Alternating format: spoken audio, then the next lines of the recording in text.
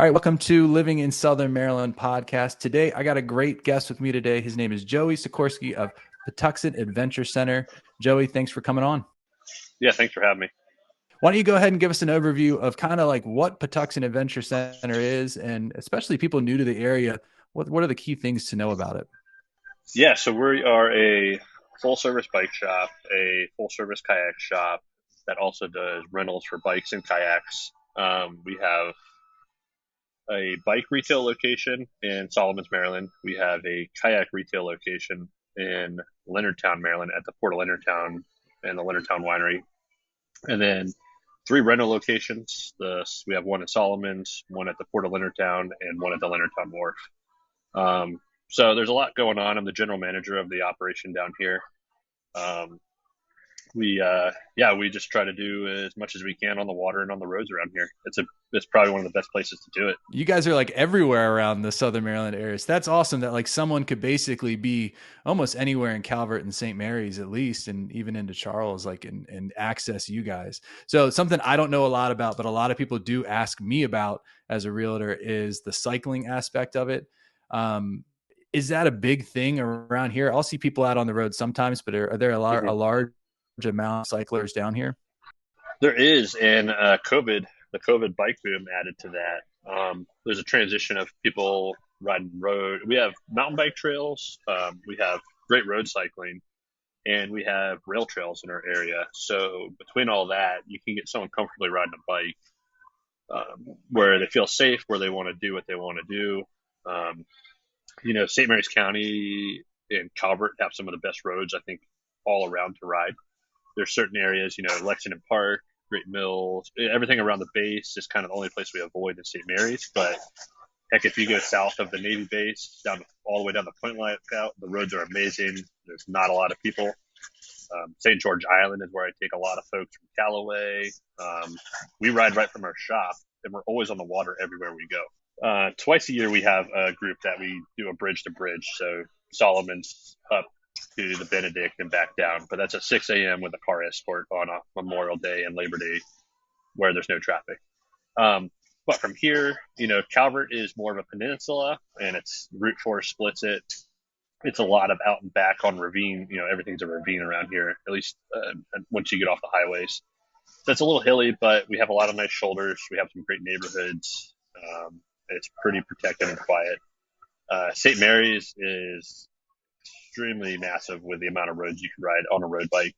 Like I said, whether I get someone who wants to ride a cruiser and go to the 3 Notch Trail with their kids, which is awesome. Um, Parking at Ruddy Duck and riding around Piney Point and St. George is great. And then having a bite to eat at Ruddy Duck is where I send a lot of people. There's the north side going to Charles. The navigation's a little bit different over there with a lot of Amish back roads, I call them. Right. Um, and then we have St. Mary's Lake, which is an awesome resource for people to go hike, bike, whatever. We have a new beginner trail there for kids and families to go ride or someone new. And then you That's have the awesome. whole, I think we have 14 or 15 miles now we're working on. And we're working on That's another crazy. 5 or 6 miles of trails. That will take some time and some fundraising to add more trails, but that gives everyone everything around here to do something. So is that like the fundraising piece of getting those trails? Is that getting more people involved than anything else? Like, or the more people you get involved, is the fundraising going to increase? Like the more awareness you have of it? I had no clue. Like I knew there were mountain biking trails around St. Mary's Lake. I have a few friends that do that, but I had no clue that there was an effort going on that to add more trails. And even that there was a kid one.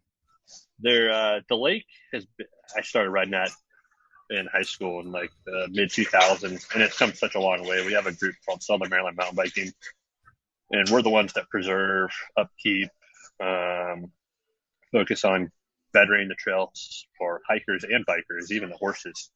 And Trey, who's the president, is working on another 5 mile stretch from the Route 5 side.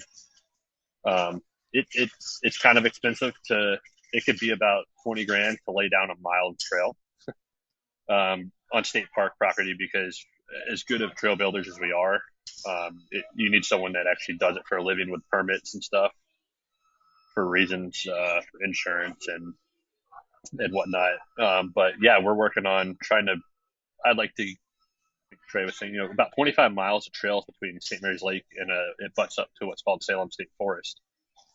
to make it more of a destination. It'd be great for tourism. It'd be great for people to even hear. We're not having to drive to Baltimore, a place called Patapsco and Rosaryville and Upper Marlboro. See, I would have had no clue to tell someone that was looking for mountain biking. I know, like I said, I know of St. Mary's Lake and Yeah, I know of the 7 Mile Loop, but like I didn't know there was that much more that was around there. So yeah, that's awesome. and there is a new beginner loop right from the parking lot. So you could take someone that's either brand new or some kids. It's a mile loop that's really well groomed, not Rudy, and you can end up back at the parking lot. If you have kids, they can play in the park when they're done. You take a picnic. It's a good resource down here that's overlooked. Do you ever do events there, like bring bikes out for rentals and stuff like that, or for kids events? Yeah, we actually have a really nice kids program. There's a youth cycling team called the Trailhawks. They're as part of a group called NICA, which is National Interscholastic Youth Cycling. So it gets kids and school level out riding and racing. And then Alan, who runs that, started just a kids get together that will probably start back up now that summer's here to get just kids out on the bikes. That's so neat, man. Like that's what it's all about right there is getting more people It involved, is. especially in this county where it seems like it's just starting to take off. The more kids and parents you can get involved, the better your sport's going to be. That's Oh, awesome. it's great. A gentleman named Eric who started another bike shop over in St. Mary's called Old Line kicked off NICA years ago. Um, and I got a gentleman named Alan took over that because they were trying to run a bike shop at the same time. But yeah, the amount of youth riding now is ridiculous. It's so cool. It's our favorite part. And we do I lead a couple rides a week out of the lake, and we've actually been getting good numbers. And we have rental bikes that if someone wants to try it out, I'll bring a bike for them, a pretty decent bike that they can give it a shot. We'll have events every so often. I battle the state park service sometimes with certain events for insurance reasons, but I do what I can to get people out. It's government stuff, so like you fight that a little bit, but it doesn't stop us from doing other stuff. The red tape you got to Yeah, go through just to get yourself in there. So what yeah. I'm hearing is for cycling, especially whether it's road bike or mountain bike, you don't need to be an experienced rider to join one of the groups. It's kind of one of those things, that if you're not, you can get up to speed fairly quickly with the support that's there. Yeah, and I focus primarily on getting new people out. I have employees that are the fastest people around. There's other riders in the group that are extremely fast. I'm looking at getting someone that's intimidated, needs a little bit of lesson. I used to be a kayak guide and stuff, and I still do that, so I'm very used to the introduction of it all. So I focus my efforts on someone that's never been out before or doesn't ride with people, and they want even on the road side on our road rides. We have a ride called the Average Joe. I started that in like 2011 because my name's Joey and Dodgeball came out, and we would go from Callaway to Ruddy Duck and St. George because it gave you a little bit of everything. But that was an entry level road ride for anyone, and I've tried to keep up with that ever since. That still scares me. There's some hills on Piney Point Road that are pretty serious going up. Well, for me at least, going up and down. I drive them every day, and when I see a biker out there, I'm like, that doesn't look too. When you drive them, you don't think they're too bad. When you see someone cycling out there, you're like, oh my gosh, like there's no way that I could do that. But I guess there's a will, there's a way. It's a good introduction route for someone getting into road riding. Maybe someone that doesn't want to cruise around Solomon Snow, but because you have rolling hills for the first 3 miles to the post office, then it flattens out. But usually it means there's wind because of where we live. I lived on the Eastern Shore for a year when I met my wife, and the wind will never be the same since I lived over there. Um, but it's great. It's big shoulders. It's a good foot in the door, and you're not Yeah. too far away from anything. And Carlos and Michael have always been good with us in the shop and using the Ruddy for whatever purposes, and it's pretty nice. It's awesome. Yeah, they're good people too. They're great to have them down there. That's a great resource. And so then you mentioned the 3 Notch Trail too. Like that's another one that a beginner rider could get on, especially kids, right? Oh, it's great for kids. It is located at a place called John Baggett Park in on 235 I call it the northern part of St. Mary's. St. Mary's is ridiculously long from top to bottom. Yeah. And it's 12 miles from end to end, and it's almost completely flat. There's a couple little dips It is an old converted railroad track to a paved pedestrian trail. You do have some road crossings. I think there's like 5 or 6 total. But it's great for kids. Saturday mornings can be a little difficult at times because there's so many people with kids and dogs and strollers and leashes. But if you're going out there with the purpose of a casual ride, not you're trying to race someone from end to end, that's not the place to go. Unfortunately, I have horror stories of people trying to do that. I'm like, that's not what that is intended for. And there is goals to bring it down to Lexington Park, and there's still little sections here and there, but I think over some time they'll extend it all the way down. It might be 10 years, but with like the expansion of the FDR Boulevard, I wonder if that's going to start piggybacking that too, because they seem to run, I would assume in parallel, not parallel, but like that seems like it would be the continuation down. Yeah, I think that's part of the goal with the way they're doing FDR, and because you have that little stretch from like I think it's kind of like Walmart, goes past the Beanery a little bit. So it's just all the stuff to get it totally combined. But I've been doing this for a while. 10 years isn't that long. No, that would be neat to see though. So, what about paddling and kayaking? It sounds like you guys got the cycling side covered at all ability levels. What about paddleboarding and kayaking? I think we even have more options for that as far as where we live. I see more people getting into paddling without experience and being a little bit more comfortable with it. And because we rent and we have so much water down here, and we have different access points that people don't have or don't want to do the work because we do a lot of rentals. I think the biggest problem with the bay is public access.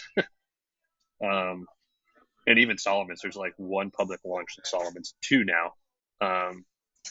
Most people aren't going to launch out of under the bridge, but that's an option for people. They do have a kayak ramp. And then it's called the Waterman's Wharf at the end of Solomon's. It's technically a public. I've pulled my skiff out of there. It's like oyster shell. You're not going to pull a big old boat, but other than that, we have like one of the only kayak launches in the back of Solomon that's called Bat Creek, where the old Holiday Inn is. Solomon's has, I think, 8 or 10 miles of water you can paddle, maybe it's 8, before you even hit the river. That's and it's broken up into St. John's Creek, Bat Creek, and Mill Creek. I'm fortunate to live on Mill Creek. Mill Creek and St. John's are a little bit more rural, less marinas. Versus Bat Creek where we launched, there's a lot of marinas to get out, but you can paddle up to the old Drum Point Lighthouse at the Marine Museum. You can paddle over to a little beach and go get lunch at Hidden Harbor on the backside. Like you can see dozens of ospreys and heron and eagles, and it's beautiful back over here. And a lot of people don't realize it. Yeah. And it's like it's more rural than you think back there. Like when you said kayaking out of Solomon's, I immediately thought of the Tiki Bar and all those areas there. But I forgot about Mill Creek and how wild how natural that can be. What about the downtown Leonardtown location? I know that you guys have a presence there too. That's my favorite spot. That's where I send people if they really want a little bit more quiet adventure. You can kind of pick your own adventure there. So. And Leonardtown is amazing to paddle from. You have the wharf, and then you have a creek called McIntosh Run, which goes from the wharf all the way up to the port of Leonardtown, and it goes past that, but it's about 3.5 miles. Where you start in the open little part of Breton Bay, and then you work yourself into the marsh, and it goes from a pretty big open area where seaplanes land. They're going to have a ferry and stuff in there, to McIntosh Run gets to about 10 feet wide in areas. You might have to portage over some gravel beds depending on the tide. You're going to see eagles. You're going to see, I've had coyotes back there, a couple. We have coyotes. I've heard some people catching snakehead back there too. Maybe I shouldn't say that on a podcast or something, but no, maybe we shouldn't say it. Hypothetically, I might have bumped into a snakehead. I thought it was a log. That's awesome. About a 30-inch in there, and it bolted out of the water. The log bolted out of the water, of course. Yeah, that's McIntosh Run is a place if you want to have a little bit more of an, I don't know, it's the best way, an outdoor adventure experience, even though it's a 3 mile stretch. And maybe you're from DC and you want to be like into the woods. It's beautiful. Half of it's marsh, half of it's tree enclosed. Um, it's very tidal, but it's my favorite place to paddle down here. And so Because you it's rent kayaks out of that spot too, right? So it wouldn't be like someone had to bring their own kayak yeah, down there. You have a rental location there. yeah. So we have our Port of Leonardtown winery location has retail and rentals. So we have 20 something kayaks, tandems, and singles. We don't rent paddle boards out of there because of the tide and the fins on the paddleboard. You can impale yourself by walking off the board. There's a lot of debris. And then at the wharf, where it's more open and there's a lot of foot traffic, we do rent paddle boards, kayaks, singles, and tandems. I haven't done canoes the last few years because of the COVID issues with getting product and some manufacturer changing. But we have tandems that are acceptable for adults with their kids, a dog, singles. And most of everything we rent out is recreational based. A 10 and 12-foot single that's wide with a comfortable seat. So you can take someone that's never paddled before with 5 minutes of instruction, and they're going to enjoy it. Yeah. We don't rent sea kayaks out or anything like that. That's a small market anyway, but we do sell those. But that's a boat that's going to allow someone to get from the wharf or the winery. And it's light enough if they got to get out. I tell people at low tide, there's a couple gravel beds and they're not gross and muddy like a lot of places, but you might have to, it's kind of fun. I think, I like to fish a lot too. And like that, Yeah. it's really good fishing when the tide's low because all the fish are holed up in these little pools and it's a blast. So we're planning on doing that. I think in the next few weeks here. I'm turning 40 June 24th, so we're gonna make the Macintosh run. Thank you. So that's our plan. We've always talked about doing that, and the one from Great Mills Road down the St. Mary's River was another one we thought about doing. Love that one. Drop in at the was it the old Trading Post launch or something? That one's like a 7-8 miler down to the college, which for staff we do that for fun. We shuttle that one. We're not going to paddle back, but similar concept. And so you're saying, and too, like out of the Leonardtown location by the winery, you can do sales there, and the same with Solomon's, is you have kayaks and paddle boards for sale there as well. Yeah, we have a small selection. So, long story short, our original Solomon store burned down 2 years ago, in May, and we relocated up the street where I lost a little bit of storage. Our floor space is much bigger, but I do carry 6 or 7 kayaks, about a half a dozen paddle boards. Like I carry enough to give the presents, knowing that I have a warehouse of 100 boats over at the winery. That's a retail store, full blown. So it also changed us a little bit because right behind the old shop was the water at the Holiday Inn. It doesn't mean we don't do rentals anymore, but it's a little bit harder for me to get people down if they want to demo something because we do a lot of demos. I don't believe you can buy a kayak without trying it out. Like if I'm going to buy a car, I'm going to get in it and take it on a test drive. So we love to get people out on new stuff too. The stability of kayaks really varies depending on which one you have, it seems like. And I got a 10-foot tarpon right now that eventually my son's going to take that one, I think. And eventually I'm going to need something bigger for myself because I wish I would have known that wouldn't have been the right size for me, but I was in a hurry to buy it. So I guess what I'd say next is like, what's the best way for people to find out about all these meetups and all these, different kind of things that Patuxent Adventure Center offers? Yeah, we're working. We've been doing a lot with our social media presence. I actually have an employee, Emma, who actually just does marketing for us most of the time. Well, she does sales too. We all wear a lot of hats, but her focus is a lot of marketing. So we're always up on our Facebook with our events. That's Patch Adventure Center on Facebook. Our website is patchadventure.com, just shorter than spelling out Patuxent Adventure Center. Our Instagram, like I said, we're trying to hit all the platforms to let people know as much as we can. Like I do a lot of events, so I use a lot of events on Facebook. This weekend, I'm starting our social coffee paddles back up at 7 a.m. at the wharf. It's a special sign up, but that'll go live here this afternoon. And I'm working on Sean with Social Coffee House, so we can have his coffee down there. I like to keep it as local. I work really well with the town of Leonardtown. Um, yeah, That's awesome. So those are going to be happening. What days do those happen on? so I'm going to do them every other Saturday in the month Okay. in, June, July, and August. Starting this Saturday, we have like an actual licensed paddleboard instructor that will go out with people because we get a lot of new folks for that. We offer Yep. boards at a prorated, like a pretty good deal to go out and enjoy.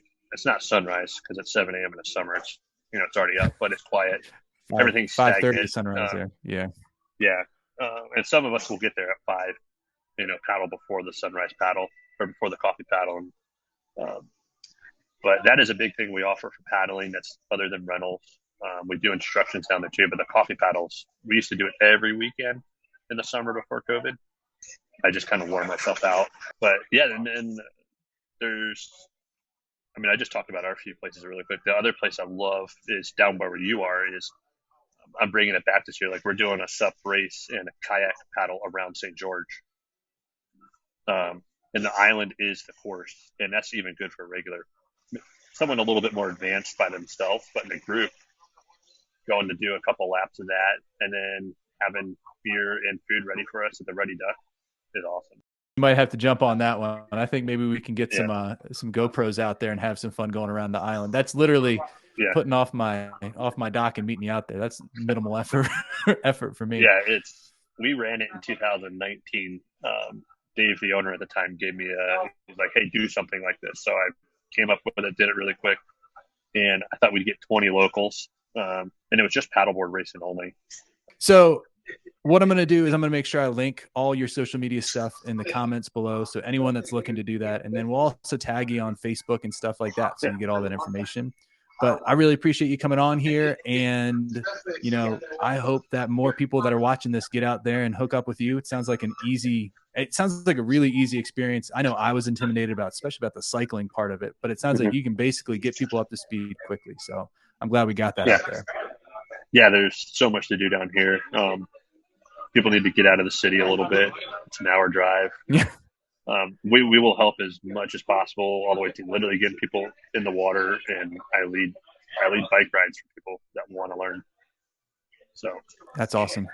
Well, I thank you. Thanks for coming on here, and we'll be talking soon. Maybe we'll get out there and you can teach me some cycling on the on some road bike stuff. I'm a little intimidated still, but I'll give it a try.